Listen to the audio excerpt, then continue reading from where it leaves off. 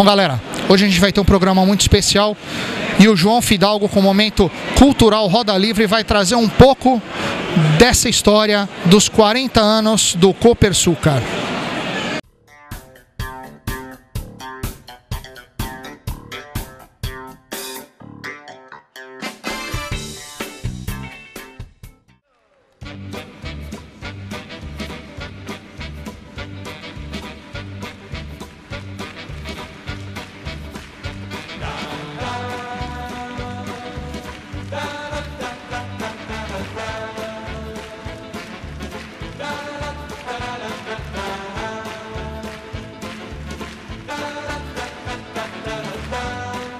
Você sabia que já houve um carro de Fórmula 1 fabricado por brasileiros e que participou de 104 grandes prêmios entre os anos de 1975 e 1982? Esse carro era o Copersucar, um F1 da escuderia fundada pelos irmãos Emerson Fittipaldi e Wilson Fittipaldi Jr., com o objetivo de realizar um sonho: colocar um carro brasileiro na Fórmula 1. Em apenas um ano de trabalho, eles fundaram a equipe e fizeram sua estreia no GP da Argentina de 1975. Era, sem dúvida, um motivo de orgulho para os brasileiros, pois se tratava do primeiro carro nacional a disputar corridas de Fórmula 1. Beckett's to Chappell, Chappell to Hanger. 14 is the Copersucar of Fittipaldi, and his car, like Keke Rosberg's, has got a V8 450 horsepower plus Cosworth engine in it. The engine... Muita gente que ouviu um pouco sobre essa história pensa que só existe um carro, um modelo. Mas, na verdade, foram vários modelos fabricados pela escuderia Fittipaldi.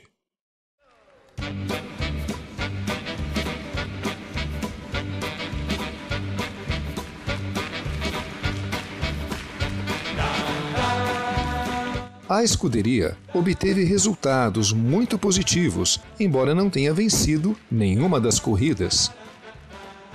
Mas a equipe conquistou o segundo lugar no GP do Brasil em 1978 com Emerson Fittipaldi e duas vezes o terceiro lugar na Argentina com Keke Rosberg, e no GP do Oeste dos Estados Unidos, mais uma vez, com Emerson Fittipaldi. Na temporada de 1980, a equipe Copersucar terminou o campeonato em 8º lugar, marcando 11 pontos. Muito mais que a equipe Ferrari, que terminava em 10º lugar com apenas 8 pontos. Quer dizer que os brasileiros marcaram presença não só na questão pilotagem, mas também na construção de carros de Fórmula 1. No final da sua história, a equipe carregava uma tristeza, pois era um motivo de críticas por muitos brasileiros da época por não terem vencido nenhum grande prêmio.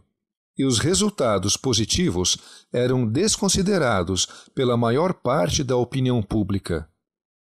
Hoje, se a escuderia estivesse na ativa, ela estaria posicionada entre as equipes médias com grandes possibilidades técnicas de evolução. Mesmo com as críticas e com o pouco reconhecimento do trabalho que realizaram na época, vale conhecer melhor mais essa grande história narrada por grandes brasileiros. Recentemente houve a restauração do primeiro modelo, o FD01, pela empresa Dana, e é emocionante ver esse carro andando novamente numa pista de corrida. E melhor ainda por ser em Interlagos.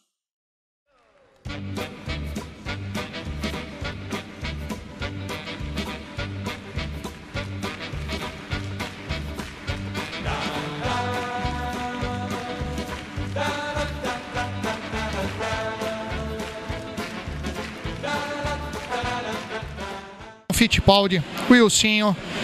Wilsinho, como é que é ter um espaço no Brasil hoje como o Velocult, para a gente poder ter uma parte da história do nosso automobilismo que você e o Emerson fizeram parte de grande tempo dessa história? Eu acho que é bastante interessante para o nosso país. O Paulo teve essa iniciativa e eu acho que é uma iniciativa bastante boa, só que nós temos que incentivá-lo todos os anos para aumentar a quantidade de automóvel e principalmente por deixar uma história do automobilismo brasileiro. E resgatar alguns desses carros, que foi o caso do próprio Copersucar, foi achado. Com certeza, como eu acabei de mencionar, cada ano mais automóveis que correram, que fizeram o automobilismo brasileiro. E como é que estar hoje diante do exemplar do Copersucar, comemorando 40 anos do seu projeto? Esse carro aqui não é exemplar, é o carro de verdade, é o carro de verdade. Sempre quando você olha o carro, você sente um friozinho no estômago, e nesse instante eu preferia estar dentro dele do que fora dele. Wilson, o nosso programa sempre preza muito pela parte de cultura e conhecimento, e a gente sabe da briga que foi conseguir no braço montar uma equipe de Fórmula 1. Poucos países se atreveram a montar uma equipe de Fórmula 1 e vocês fizeram, e não tiveram o apoio necessário. Pelo contrário, o povo mesmo não ajudou, não apoiou. Não, eu não diria que não foi o povo que não ajudou. Parte da nossa imprensa infelizmente, foi totalmente negativa conosco, porque eles acharam que construir um Fórmula 1 era muito fácil e fazer aquele carro virar competitivo mais fácil ainda. Então, por exemplo, nós tivemos em 1980, nós chegamos no Campeonato do Mundo na frente da McLaren e da Williams. Naquela época só valia a vitória, porque as pessoas não sabiam quanto era difícil você fazer aquilo lá. Hoje em dia você vê um brasileiro chegar em sexto, sétimo lugar, foi um bom lugar para ele, uma boa prova. Na nossa época chegava em quinto, sexto, não vale nada. E nós tivemos um segundo lugar no Brasil, um terceiro lugar em Long Beach, um terceiro lugar em Buenos Aires, e também não valia nada. Tinha que vencer. Mas isso agora é história, e se eu tivesse oportunidade, antes de você fazer a pergunta, se eu tivesse oportunidade eu faria tudo outra vez. Com certeza a gente espera que mais alguns empreendedores e amantes do automobilismo e da velocidade tenham essa garra e a disposição que vocês tiveram. A gente, todos nós que gostamos de automobilismo e velocidade e de história, agradecemos muito a tudo que você e o Emerson fizeram para o nome do Brasil no automobilismo, Wilson. Agradeço a todos, um abraço e boa noite. Obrigado. Obrigado, Wilson.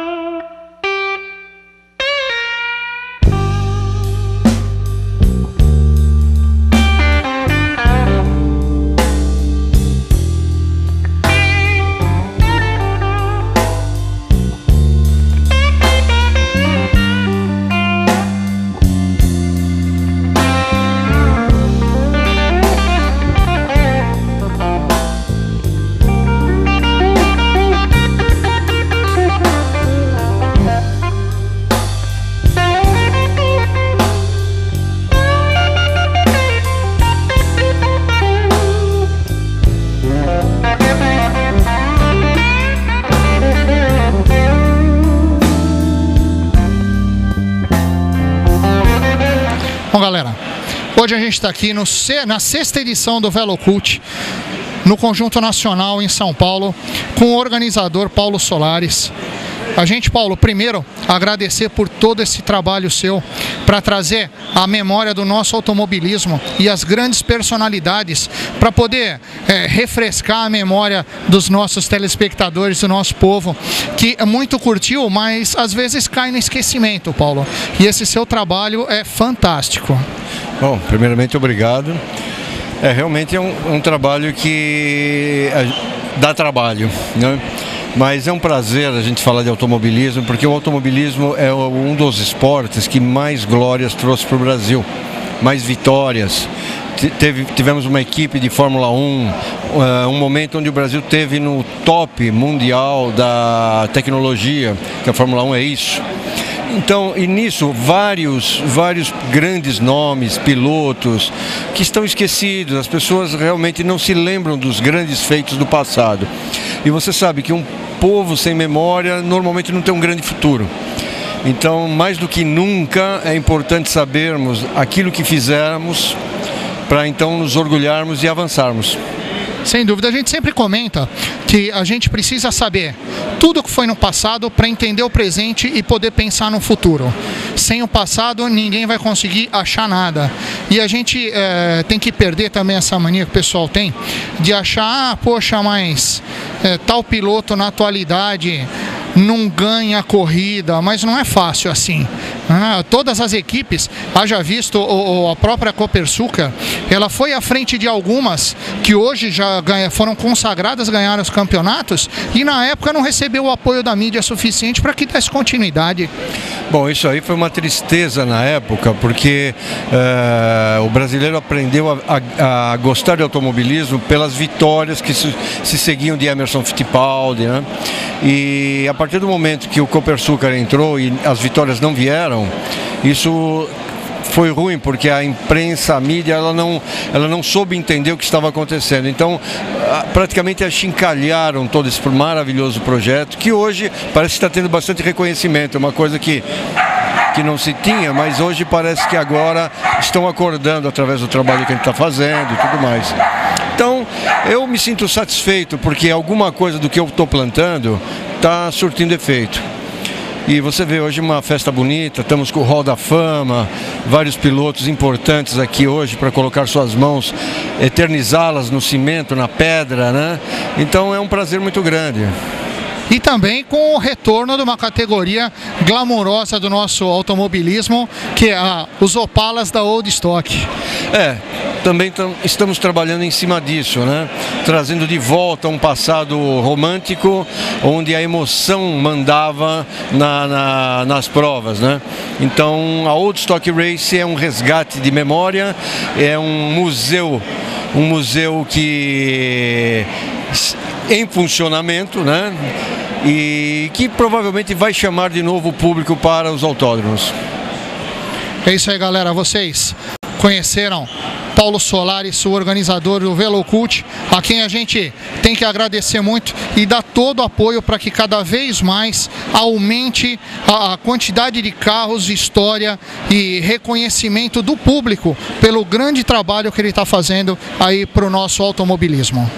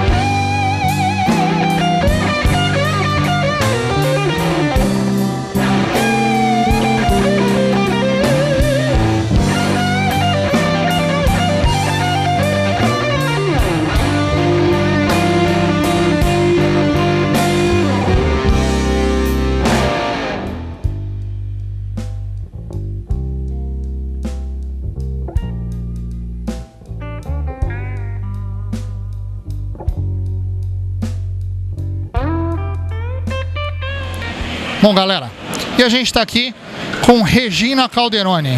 A gente está aproveitando o mês de março com o Dia das Mulheres para homenagear nossa primeira piloto profissional brasileira. Andou aí com as feras da Stock, Regina, na década de 80. O que você acha de importante nesse trabalho que o Paulo Solari está fazendo aqui no Velocult? Em primeiro lugar, eu acho que resgatar a história do automobilismo, que as pessoas, o povo brasileiro é muito esquecido, né? E você tem grandes pilotos que acabam sendo esquecidos ao longo da história. E todo Velocult que ele faz, ele sempre traz um piloto, um nome famoso, que fez história no automobilismo brasileiro, e isso faz com que as pessoas resgatem pelo menos aqueles momentos que a gente via quando eu era menina e quando hoje como adulta que eu sou fã.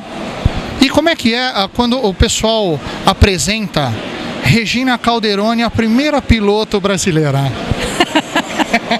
Como é que fica? Como é que foi essa turma na época que você chegou de macacão para entrar no carro e andar? E aí foi difícil. Todo mundo torceu o nariz, porque nunca teve nenhuma mulher na categoria que era elite do automobilismo brasileiro, né? E eu fui a primeira, mas eu tive ajuda. Se não fosse pelo Expedito Marazzi, que foi meu professor, que me adotou como filha, eu não teria corrido. E hoje, com a volta dos Opalões, como é que você fica por dentro, vendo esses carros e a vontade de andar?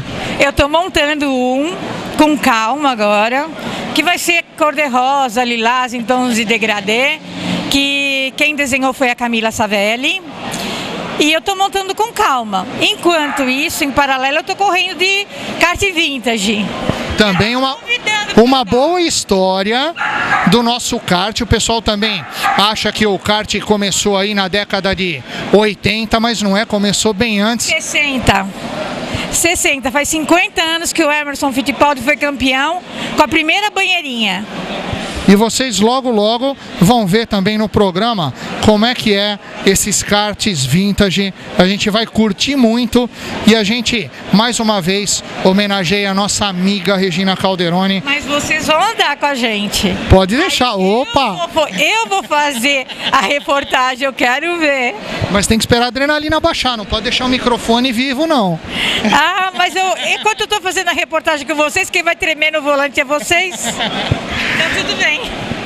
Bom, galera, vocês conheceram um pouco da carreira da Regina Calderoni, nossa primeira piloto. Andou aí com as feras da Stock Car na década de 80 e vai voltar. Eu quero ver como é que vai ser essa disputa porta a porta agora com os Opalas da Old Stock. Bom, galera, mais uma vez, Hot Garage Roda Livre, abordando um tema que o pessoal já está meio esgotado, meio sem paciência. Batalha por causa de 50 centavos, mas vão ficar estarrecidos talvez com o que a gente vai passar hoje para vocês. Combustível. João, a gente está vendo aí a crise do petróleo no mundo. O pessoal, não sei se no mundo se conscientizando e consumindo menos, né? E o pessoal não está conseguindo dar vazão ao petróleo.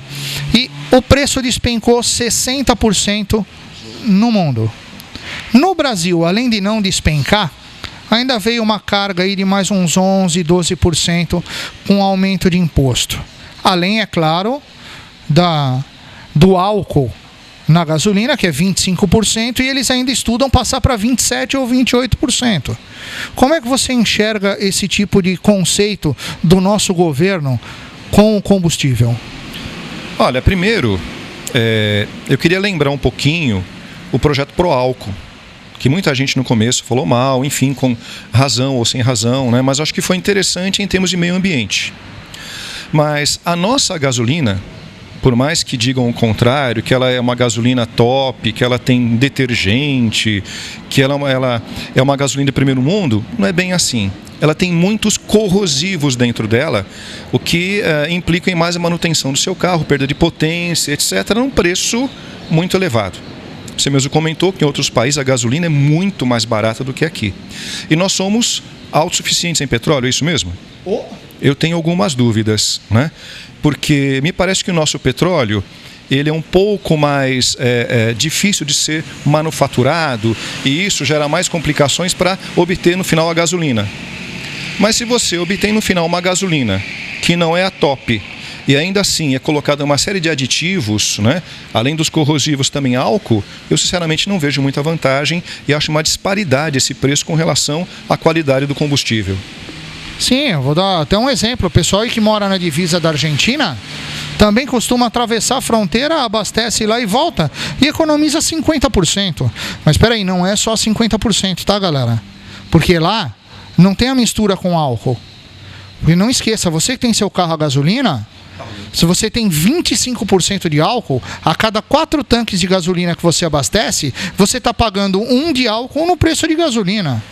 Ou seja, estão taxando a gente meio de besta, já faz tempo isso. A gente vai lembrar que vem desde aqueles, como é que chamava? Os compulsórios no combustível, se não me engano, colocaram 2 ou 3 impostos compulsórios entre o militarismo e o primeiro governo civil.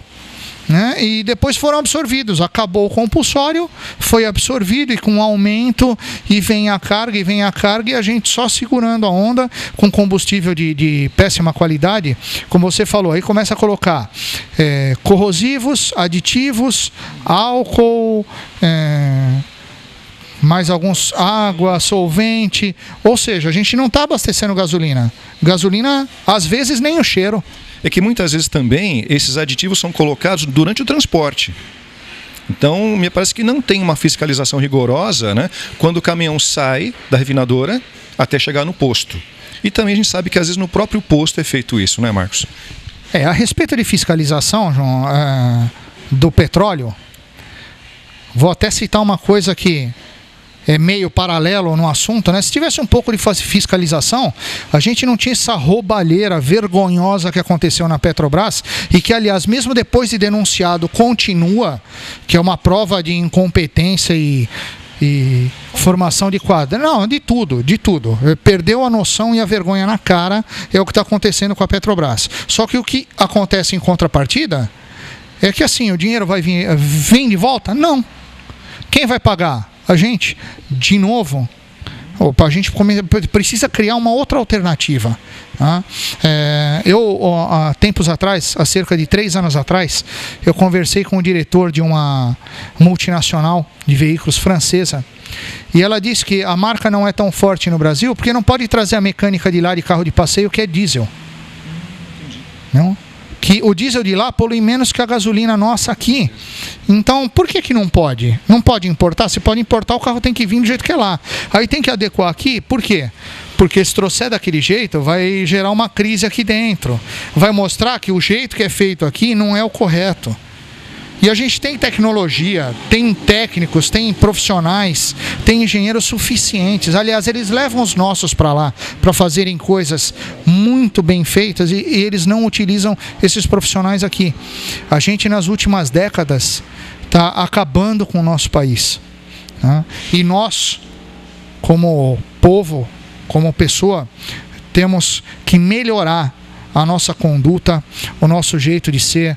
Não adianta tentar a história do GNV. O GNV deve funcionar muito para termoelétrica. Eu já tive carro GNV, não pretendo ter novamente, achei horrível.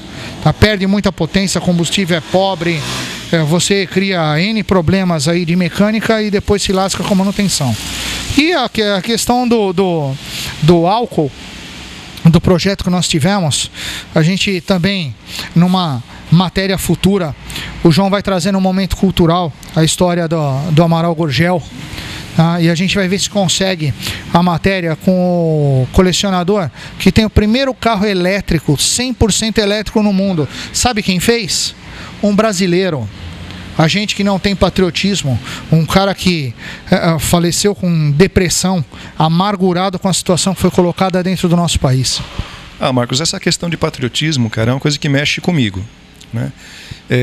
Eu cresci numa geração que assistia televisão, assistia aqueles seriados norte-americanos, e a gente ouvia, até pela questão do militarismo na época, né, que nada do Brasil era bom, só o que vinha de fora é bacana.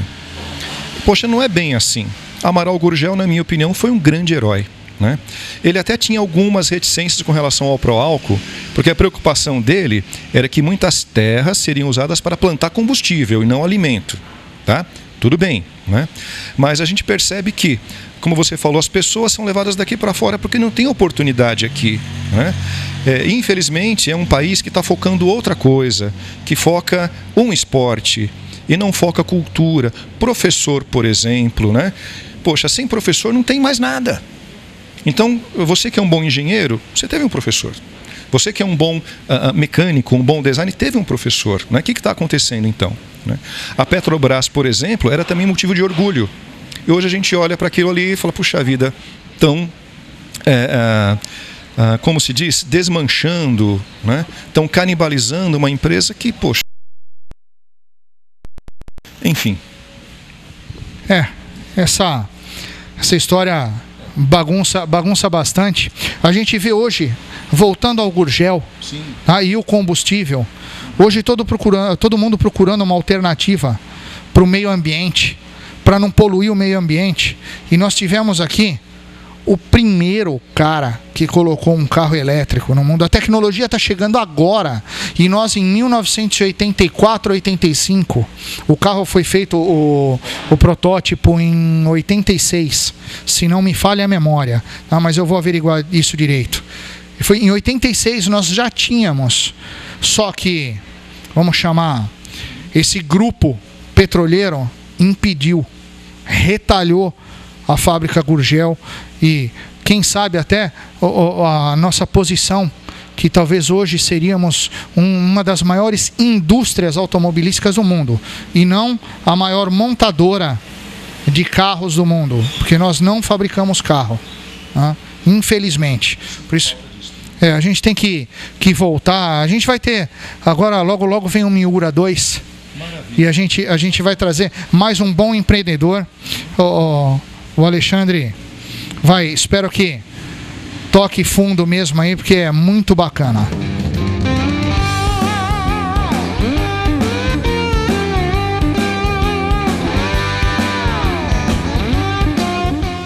Bom, galera, a gente vai ficando por aqui hoje. Não esqueça, acesse nosso site www.hotgarage.tv.br ou então mande seu e-mail para contato@hotgarage.tv.br, se cadastre no nosso e-mail e fique sabendo tudo o que acontece no mundo do Hot Garage. E a semana que vem, galera, a gente está aqui novamente. Valeu!